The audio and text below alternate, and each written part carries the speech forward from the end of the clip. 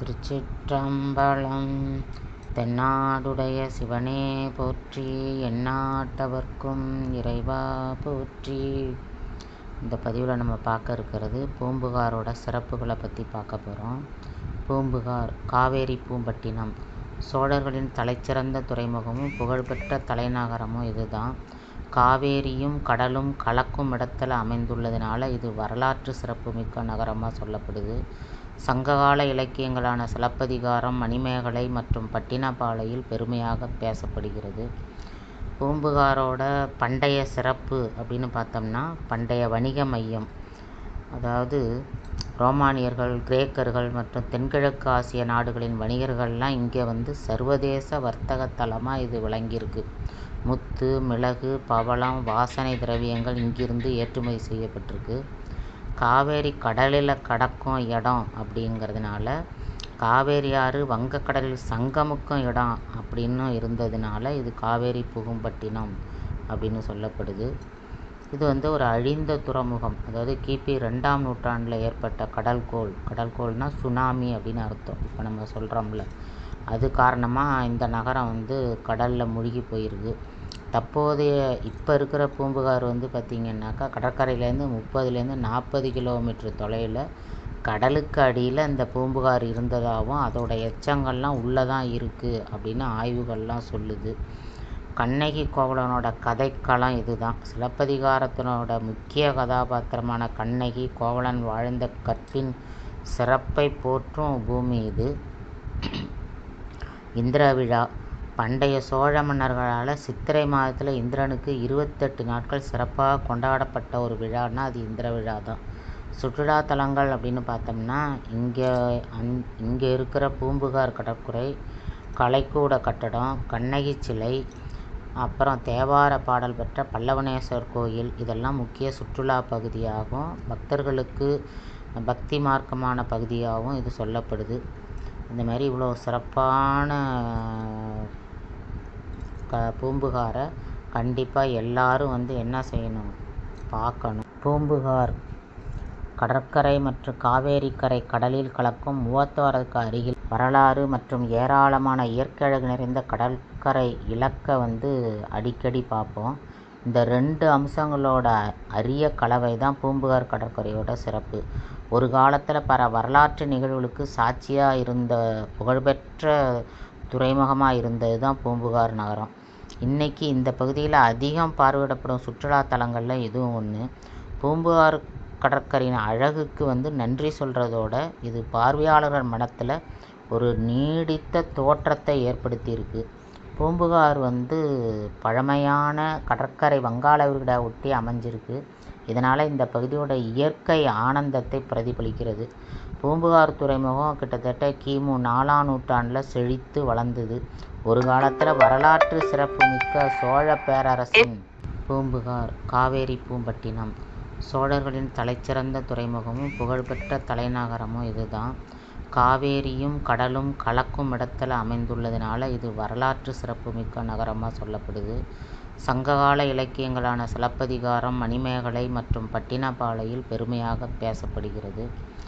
பூம்புகாரோட பண்டைய சிறப்பு அப்படின்னு பார்த்தோம்னா, பண்டைய வணிக மையம், அதாவது ரோமானியர்கள், கிரேக்கர்கள் மற்றும் தென்கிழக்கு ஆசிய நாடுகளின் வணிகர்கள்லாம் இங்கே சர்வதேச வர்த்தக தலமாக இது விளங்கியிருக்கு.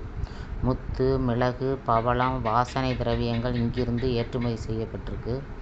காவேரி கடலில் கடக்கும் இடம் அப்படிங்கிறதுனால, காவேரி ஆறு வங்கக்கடலில் சங்கமுக்கும் இடம் அப்படின்னு இருந்ததுனால இது காவேரி பூம்பட்டினம் அப்படின்னு சொல்லப்படுது. இது ஒரு அழிந்த துறைமுகம், அதாவது கிபி 2ஆம் நூற்றாண்டில் ஏற்பட்ட கடல்கோள்னால் சுனாமி அப்படின்னு அர்த்தம். இப்போ நம்ம சொல்கிறோம்ல, அது காரணமாக இந்த நகரம் கடலில் மூழ்கி போயிருக்கு. தற்போதைய இப்போ இருக்கிற பூம்புகார் பார்த்திங்கன்னாக்கா கடற்கரையிலேருந்து 30லேருந்து 40 கிலோமீட்டர் தொலைவில் கடலுக்கு அடியில் இந்த பூம்புகார் இருந்ததாகவும் அதோட எச்சங்கள்லாம் உள்ளே தான் இருக்குது அப்படின்னு ஆய்வுகள்லாம் சொல்லுது. கண்ணகி கோவலனோட கதைக்களம் இதுதான். சிலப்பதிகாரத்தினோட முக்கிய கதாபாத்திரமான கண்ணகி கோவலன் வாழ்ந்த கற்பின் சிறப்பை போற்றும் பூமி இது. இந்திர விழா பண்டைய சோழ மன்னர்களால் சித்திரை மாதத்தில் இந்திரனுக்கு 28 நாட்கள் சிறப்பாக கொண்டாடப்பட்ட ஒரு விழான்னா அது இந்திர விழா தான். சுற்றுலாத்தலங்கள் அப்படின்னு பார்த்தோம்னா இங்கே இருக்கிற பூம்புகார் கடற்கரை, கலைக்கூட கட்டடம், கண்ணகி சிலை, அப்புறம் தேவார பாடல் பெற்ற பல்லவனேஸ்வரர் கோயில், இதெல்லாம் முக்கிய சுற்றுலா பகுதியாகும். பக்தர்களுக்கு பக்தி மார்க்கமான பகுதியாகவும் இது சொல்லப்படுது. இந்த மாதிரி இவ்வளோ சிறப்பான பூம்புகாரை கண்டிப்பாக எல்லாரும் வந்து என்ன செய்யணும், பார்க்கணும். பண்டைய தமிழ்நாட்டில் இருந்த சோழர்களோட முக்கியமான துறைமுக நகரங்களில் இது ஒன்று. இது சோழ நாட்டை சேர்ந்தது. இந்த நகரம் வந்து முற்கால சோழர்களோட தலைநகராகவும் விளங்கிச்சு. காவிரி ஆற்றின் கழிமுகத்தை அண்டி இருந்ததுனால இந்த நகரம் காவிரிப்பூம்பட்டினம் அல்லது புகார் அல்லது பூம்புகார் அப்படின்னு பலவேறு பேரில் அழைக்கப்படுது. காவிரிப்பூம்பட்டினம் இதோட குறித்த செய்தியை, அதாவது அகழாய்வு, அந்த அறிக்கையை வந்து பார்த்திங்கன்னா சவுந்தரராஜன் மற்றும் ராமன் ஆகியோர் வந்து நமக்கு சொல்லியிருக்கிறாங்க. அதை வந்து நம்ம பார்த்து இந்த பூம்புகாரை பற்றின செய்திகள்லாம் வந்து பார்க்குறோம். அது மாதிரி கடற்கரை துறைமுகமாக இருந்ததுனால வணிக முக்கியத்துவம் காரணமாக பல நாடுகள்லேருந்து மக்கள் இங்கே வந்தாங்க. அவங்களுக்கான குடியேற்றங்களும் இந்த பட்டணத்தில் தான் காணப்பட்டதுனால சங்கம் அருகிய காலத்தை சேர்ந்த இலக்கியங்கள்லாம் இதை சொல்லுது. சங்க இலக்கியங்களில் வங்கக்கடல் துறைமுகமாக காட்டப்பட்டிருக்கு. அது வந்து 4 சொல்லியிருக்கு. என்ன அப்படின்னு பார்த்திங்கன்னா, தெற்கிலேருந்து வடக்கு நோக்கி செல்லும்போது அவற்றோட வரிசை வந்து இப்படி அமைச்சிருக்காங்க. எப்படி அமைச்சிருக்காங்கன்னா, கொற்கை, இது வந்து பாண்டி நாட்டு துறைமுகம். அதுக்கடுத்து வந்து புகார் என்னும் காவிரிப்பூம்பட்டினம், இது சோழ நாட்டு துறைமுகம். பட்டினப்பாலை, அதாவது எயிட்பட்டினம், இது வந்து பார்த்தீங்கன்னா ஓய்மாநாட்டு துறைமுகம். சிறுபானாற்றுப்படை, இது வந்து நீர்பெயற்று தொண்டை நாட்டு துறைமுகம். பெரும்பானாற்றுப்படையில் இது சொல்லப்படுது. இந்த மாதிரி வந்து காவிரி ஆற்றோட முகத்துவரம், அதை மாதிரி ஒரு பக்கம் வங்காள விரிகுடா, இதெல்லாம் வந்து பூம்புகார் வந்து சிறப்பான பகுதியாக சொல்லப்படுது. காவிரி ஆறு கடலில் புகுறதுனால தான் காவிரி பூம்பட்டினம். ஆறு புகுமிடம் என்பது புகுமாறு அப்படின்னு மருவி புகாரு அப்படின்னு சொன்னாங்க. அதுக்கடுத்தது அதுவும் மருவி புகார் அப்படின்னு சொன்னாங்க. இந்த காலத்தில் வந்து இப்போ அடையாறு அப்படின்னு சொன்னால் அடையார் அப்படின்னு சொல்லி அழைக்கிறாங்கள, அதே போல் தான் இதையும் புகார்னு சொன்னவங்க பூம்புகார் அப்படின்னு மாற்றிட்டாங்க. அதனால் இப்போ காவிரி பூம்பட்டினம் அப்படிங்கிறது பூம்புகார் அப்படின்னு மாறியிருக்கு. மிகச்சிறந்த சுற்றுலாத்தலம். அதனால் எல்லாரும் இந்த இடத்த வந்து கண்டு களிக்கணும்னு சொல்லி. மயிலாடுதுறை மாவட்டம் சீர்காழி வட்டத்தில் அமைந்துள்ள பூம்புகார் கடற்கரையில் புகழ்பெற்ற சிலப்பதிகார கலைக்கூடம் அமைந்துள்ளது. இது 1973-74 காலகட்டத்தில் கட்டப்பட்டது. மணிமேகலை மற்றும் சிலப்பதிகார காப்பிய காட்சிகளை விளக்கும் விதமாக 7 நிலை மாடங்களை கொண்டதாக இந்த சிற்பக்கலை கூடம் அமைக்கப்பட்டிருக்கு. இதோட சிறப்பம்சம் அப்படின்னு பார்த்திங்கன்னா, கலைக்கூடத்து சுவர்களில் கண்ணகியின் வரலாற்றை கூறும் 49 சிற்பத் தொகுதிகள் மிக நேர்த்தியாக வடிக்கப்பட்டிருக்கு. அதுமாரி மாதவி சிலை, கலைக்கூட வளாகத்தில் நாட்டியமங்கை மாதவியின் நீண்ட கற்சிலை, அது அழகாக நிறுவப்பட்டிருக்கு. அதுமாரி மன்றங்களை பற்றி சொல்லும்போது பார்த்திங்கன்னா, நெடுங்கல் மன்றத்தில் வந்து சுமார் 17 மீட்டர் உயரமுள்ள பிரம்மாண்ட கத்தூணும் அதை சுற்றி வந்து சிறிய தூண்களும் தமிழரோட சிற்பக்கலைக்கு சான்றாக அமைஞ்சிருக்கு. இது வந்து பயங்கர ஒரு சிறப்பு. போக்குவரத்து அப்படின்னு பார்த்திங்கன்னாக்கா, முக்கிய நகரங்கள்லேருந்து சீர்காழி சுமார் 21 கிலோமீட்ரு, மயிலாடுதுறை, அங்கேருந்து சீர்காழி சாலையில் எளிதாக வந்து இந்த பூம்புகாருக்கு அடையலாம். திருச்சியிலேருந்து பார்த்திங்கன்னாக்கா 243 கிலோமீட்டர் தொலைவில் இது இருக்குது. சிறப்பான கலைக்கூடம். சிவாய நம. சோழர்களின் தலைச்சிறந்த துறைமுகமும் புகழ்பெற்ற தலைநகரமும் இதுதான். காவேரியும் கடலும் கலக்கும் இடத்துல அமைந்துள்ளதுனால இது வரலாற்று சிறப்புமிக்க நகரமாக சொல்லப்படுது. சங்ககால இலக்கியங்களான சிலப்பதிகாரம், மணிமேகலை மற்றும் பட்டினப்பாலையில் பெருமையாக பேசப்படுகிறது. பூம்புகாரோட பண்டைய சிறப்பு அப்படின்னு பார்த்தோம்னா, பண்டைய வணிக மையம், அதாவது ரோமானியர்கள், கிரேக்கர்கள் மற்றும் தென்கிழக்கு ஆசிய நாடுகளின் வணிகர்கள்லாம் இங்கே வந்து சர்வதேச வர்த்தக தலமாக இது விளங்கியிருக்கு. முத்து, மிளகு, பவளம், வாசனை திரவியங்கள் இங்கிருந்து ஏற்றுமதி செய்யப்பட்டிருக்கு. காவேரி கடலில் கடக்கும் இடம் அப்படிங்கிறதுனால காவேரி ஆறு வங்கக்கடலில் சங்கமுக்கும் இடம் அப்படின்னு இருந்ததுனால இது காவேரி புகும்பட்டினம் அப்படின்னு சொல்லப்படுது. இது வந்து ஒரு அழிந்த துறைமுகம். அதாவது கிபி 2ஆம் நூற்றாண்டில் ஏற்பட்ட கடல்கோள்னால் சுனாமி அப்படின்னு அர்த்தம். இப்போ நம்ம சொல்கிறோம்ல, அது காரணமாக இந்த நகரம் வந்து கடலில் மூழ்கி போயிருக்கு. தற்போதைய இப்போ இருக்கிற பூம்புகார் வந்து பார்த்திங்கன்னாக்கா கடற்கரையிலேருந்து 30லேருந்து 40 கிலோமீட்டர் தொலைவில் கடலுக்கு அடியில் இந்த பூம்புகார் இருந்ததாகவும் அதோட எச்சங்கள்லாம் உள்ளே தான் இருக்குது அப்படின்னு ஆய்வுகள்லாம் சொல்லுது. கண்ணகி கோவலனோட கதைக்களம் இதுதான். சிலப்பதிகாரத்தினோட முக்கிய கதாபாத்திரமான கண்ணகி கோவலன் வாழ்ந்த கற்பின் சிறப்பை போற்றும் பூமி இது. இந்திர விழா பண்டைய சோழ மன்னர்களால் சித்திரை மாதத்தில் இந்திரனுக்கு 28 நாட்கள் சிறப்பாக கொண்டாடப்பட்ட ஒரு விழான்னா அது இந்திர விழா தான். சுற்றுலா தலங்கள் அப்படின்னு பார்த்தோம்னா இங்கே இருக்கிற பூம்புகார் கடற்கரை, கலைக்கூட கட்டடம், கண்ணகி சிலை, அப்புறம் தேவார பாடல் பெற்ற பல்லவனேஸ்வர் கோயில், இதெல்லாம் முக்கிய சுற்றுலா பகுதியாகவும் பக்தர்களுக்கு பக்தி மார்க்கமான பகுதியாகவும் இது சொல்லப்படுது. இந்த மாதிரி இவ்வளோ சிறப்பான பூம்புகாரை கண்டிப்பாக எல்லாரும் வந்து என்ன செய்யணும், பார்க்கணும். ங்கிறது இந்த பக்கம் வாங்க, இந்த சிலைக்கிட்ட இருக்கட்டும். சொல்லுங்கள். இன்னும் கூட கிட்ட வந்துக்கோங்க, இன்னும் கொஞ்சம் கிட்ட வந்துக்கோங்க. சொல்லுங்கள்.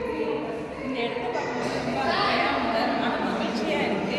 இது கோவலன் கண்ணகி சிலப்பதிகாரத்தை கண் முன்னாடி கொண்டு வந்து காமிச்சிருக்காங்க. ரொம்ப நல்லாயிருக்கும். ஒரு சிற்பத்தை பார்க்கும்போது அதோட இயற்கை அழகுகள் அந்த காலத்தில் எப்படி இருந்ததோ அந்த கண்ணோட்டமாக பார்க்குறதுக்கு நல்லா இருந்துச்சு. எத்தனை பேர் வந்தீங்க? நான் ஒரு 10 பேர் வந்துருக்கோம். அப்படியா? என்ன ஊர்லேருந்து வந்தீங்க? நாங்கள் நன்னிலம், திருவாரூர் மாவட்டம் நன்னிலம். உங்கள் பேர்? என் பேர் தீபஸ்ரீ. சரி. என்ன பண்ணிகிட்டு இருக்கீங்க? நான் என்ன இருக்கீங்க? நர்ஸாவா? சரி சரி, ரொம்ப தேங்க்ஸ்மா. பண்டைய தமிழ்நாட்டில் இருந்த சோழர்களோட முக்கியமான துறைமுக நகரங்களில் இது ஒன்று. இது சோழ நாட்டை சேர்ந்தது. இந்த நகரம் வந்து முற்கால சோழர்களோட தலைநகராகவும் விளங்கிச்சு. காவிரி ஆற்றின் கழிமுகத்தை அண்டி இருந்ததுனால இந்த நகரம் காவிரி பூம்பட்டினம் அல்லது புகார் அல்லது பூம்புகார் அப்படின்னு பலவேறு பேரில் அழைக்கப்படுது. காவிரிப்பட்டினம் இதோட குறித்த செய்தியை, அதாவது அகழாய்வு, அந்த அறிக்கையை வந்து பார்த்திங்கன்னா சவுந்தரராஜன் மற்றும் ராமன் ஆகியோர் வந்து நமக்கு சொல்லியிருக்கிறாங்க. அதை வந்து நம்ம பார்த்து இந்த பூம்புகாரை பற்றின செய்திகள்லாம் வந்து பார்க்குறோம். அதை மாதிரி கடற்கரை துறைமுகமாக இருந்ததுனால வணிக முக்கியத்துவம் காரணமாக பல நாடுகள்லேருந்து மக்கள் இங்கே வந்தாங்க. அவங்களுக்கான குடியேற்றங்களும் இந்த பட்டணத்தில் தான் காணப்பட்டதுனால சங்கம் அருகிய காலத்தை சேர்ந்த இலக்கியங்கள்லாம் இதை சொல்லுது. சங்க இலக்கியங்களில் வங்கக்கடல் துறைமுகமாக காட்டப்பட்டிருக்கு. அது வந்து 4 சொல்லியிருக்கு. என்ன அப்படின்னு பார்த்திங்கன்னா, தெற்குலேருந்து வடக்கு நோக்கி செல்லும்போது அவற்றோட வரிசை வந்து இப்படி அமைச்சிருக்காங்க. எப்படி அமைச்சிருக்காங்கன்னா, கொற்கை இது வந்து பாண்டி நாட்டு துறைமுகம். அதுக்கடுத்து வந்து புகார் என்னும் காவிரி பூம்பட்டினம், இது சோழ நாட்டு துறைமுகம். பட்டினப்பாலை அதாவது எயிட்பட்டினம், இது வந்து பார்த்திங்கன்னா ஓய்மாநாட்டு துறைமுகம். சிறுபானாற்றுப்படை, இது வந்து நீர்பெயற்று தொண்டை நாட்டு துறைமுகம். பெரும்பானாற்றுப்படையில் இது சொல்லப்படுது. இந்த மாதிரி வந்து காவிரி ஆற்றோட முகத்துவரம், அதை மாதிரி ஒரு பக்கம் வங்காள விரிகுடா, இதெல்லாம் வந்து பூம்புகார் வந்து சிறப்பான பகுதியாக சொல்லப்படுது. காவிரி ஆறு கடலில் புகுறதுனால தான் காவிரி பூம்பட்டினம். ஆறு புகுமிடம் என்பது புகுமாறு அப்படின்னு மருவி புகாரு அப்படின்னு சொன்னாங்க. அதுக்கடுத்தது அதுவும் மருவி புகார் அப்படின்னு சொன்னாங்க. இந்த காலத்தில் வந்து இப்போ அடையாறு அப்படின்னு சொன்னால் அடையார் அப்படின்னு சொல்லி அழைக்கிறாங்கள, அதே போல் தான் இதையும் புகார்னு சொன்னவங்க பூம்புகார் அப்படின்னு மாற்றிட்டாங்க. அதனால் இப்போ காவிரி பூம்பட்டினம் அப்படிங்கிறது பூம்புகார் அப்படின்னு மாறியிருக்கு. மிகச்சிறந்த சுற்றுலாத்தலம். அதனால் எல்லாரும் இந்த இடத்த வந்து கண்டு களிக்கணும்னு சொல்லி, நீங்கள் பார்க்குற இந்த ஒவ்வொரு கல் இருக்குது பார்த்திங்களா, ஒவ்வொரு சிற்பம் வடித்த இந்த சிற்ப சிலைகள் வந்து பார்த்திங்கன்னா ஃபஸ்ட்லேருந்து பார்த்திங்கன்னா அந்த புராண கதை, அதாவது கண்ணகி பிறந்ததுலேருந்து அந்த வரலாறு ஃபுல்லாகவே கோவலன் எப்படி சிலம்பை எடுத்துகிட்டு போயிட்டு பழிவாங்கப்பட்டான், அதுக்கப்புறம் கண்ணகி எப்படி வாதாடினா பாண்டிய மன்னனில் அப்படின்னு ரொம்ப அழகாக தத்ரூபமாக ஒவ்வொரு சிற்பமும் பார்த்திங்கன்னா அப்படி தத்ரூபமாக நமக்கு வந்து அந்த காட்சியை வந்து ரொம்ப அழகாக நமக்கு செதுக்கி காட்டியிருக்காங்க. அந்த கலைக்கூடம் ஃபுல்லாகவே இந்த சிற்ப காட்சிகள் தான் இருக்குது. பார்க்க அவ்வளோ அருமையான ஒரு கலைக்கூடமாக இருக்குது. அதனால் ஒரு சாதாரண ஒரு சின்ன பையன் கூட, ஒரு ஸ்கூலில் படிக்கிற பையன் கூட இதை வந்து அப்படியே எல்லாத்தையும் படிச்சுட்டு வந்தான்னா கண்டிப்பாக அந்த கோவலன் கண்ணகியோட கதை வந்து அவனுக்கு கிளியராக தெரிஞ்சிடும். அந்த அளவுக்கு ரொம்ப அழகாக நேர்த்தியாக செதுக்கியிருக்காங்க. அதேமாரி கண்ணகி மாதேவி சிலையும் அப்படியே தத்ரூபமாக அப்படியே நின்ற கோலத்தில் இருக்குது. இன்னும் சொல்லப்போனாக்கா கண்ணகி வந்து எப்படி வந்து ஒரு பெண், குடும்ப பெண் எப்படி இருப்பா அப்படிங்கிற மாதிரியும், அதேமாரி மாதவியோட சிலை வந்து பார்த்திங்கன்னாக்கா ஒரு ஆடல் மகளிர், அவள் எப்படி இருப்பா அப்படின்னு 2 பெண்ணுக்கும் வித்தியாசத்தை நம்ம இந்த சிலையில் தான் நம்ம பார்க்குறோம். ஏன்னா ஒரு குடும்ப பெண்ணாக இருக்கிறவ எப்படி இருப்பா, அதேமாரி ஒரு டான்ஸ் ஆடுற பொண்ணு ஆடல் மகளிர் அப்படின்னு சொல்கிறாங்க, அவள் எப்படி இருப்பாங்கிறதையும் ரொம்ப அழகாக தத்ரூபமாக அந்த சிலையில் வந்து காட்டியிருப்பாங்க. இந்தமாரி அழகான ஒரு சுற்றுலாத்தலம், இதுமாரி எல்லாத்தையும் நம்ம பார்த்து அனுபவிக்கணும். இங்கே வர்றவங்க அத்தனை பேரும் இதோட புகழை வந்து, இதோட பெருமையை புகழை எடுத்து சொல்கிற மாதிரி தான் எல்லோரும் பார்த்துட்டு போகிறாங்க. பார்த்துக்கிட்டு இருக்க மக்களும் இந்த இடத்துல வந்து எல்லோரும் வந்து இதை பார்க்கணும் அப்படின்னு சொல்லி எனது உரையை நிறைவு செய்கிறேன். திருச்சிற்றம்பலம். தென்னாடுடைய சிவனே போற்றி, எந்நாட்டவர்க்கும் இறைவா போற்றி, ஏகம்பத்துரை எந்தாய் போற்றி, பாகம் பெண்ணொரு ஆனாய் போற்றி, காற்றாகி எங்கும் கலந்தாய் போற்றி, கைலை மலையானே போற்றி போற்றி. திருச்சிற்றம்பலம்.